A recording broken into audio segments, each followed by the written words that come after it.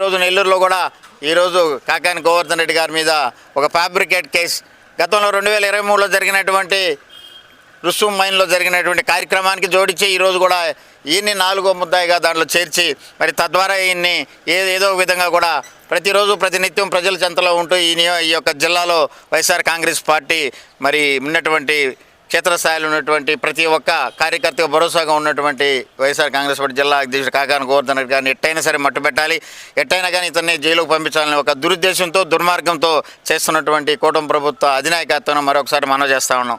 ఎందుకంటే మీరే అబద్ధాలు చెప్పారు.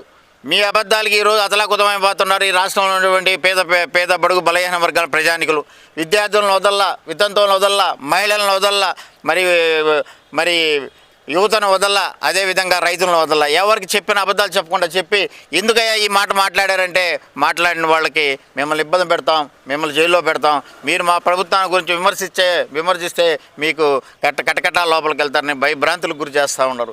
ఒక్కసారి ఆలోచించండి. ఈ రాష్ట్ర ప్రజలందరూ కూడా ఒకసారి చూడాలి ఏ విధంగా ఉంటే ఏ విధంగా ఈ ప్రభుత్వం చేస్తున్నది. మరి సంక్షేమాన్ని పక్కన పెట్టేసింది, మరి జైలు జీవితం గడపడానికి వైఎస్ఆర్ కాంగ్రెస్ పార్టీ వాళ్ళకి పడకలు సిద్ధం చేస్తున్నటువంటి ఈ యొక్క కూటమి ప్రభుత్వానికి మరి రాబో రోజుల్లో తప్పకుండా మూల్యం చెల్లించుకో తప్పదు. ఎందుకంటే ఎవరు కూడా చూస్తా ఊరుకునే పరిస్థితి ఉండదు. మరి ప్రభుత్వాలు శాశ్వతం కాదు. ప్రభుత్వం మారినప్పుడు ఏదైతే మా యొక్క కార్యకర్తల పట్ల, మా నాయకుల పట్ల మీరు తీసుకునే దానికి పదంతలుగా మేము కూడా చర్యలు తీసుకునే పరిస్థితి తప్పకుండా ఉంటుంది. మా యొక్క నాయకుడు జగన్మోహన్ రెడ్డి గారి నేతృత్వంలో, అదేవిధంగా రాష్ట్రంలో మా యొక్క వైఎస్ఆర్ కాంగ్రెస్ పార్టీ పటిష్టంగా ఉంది.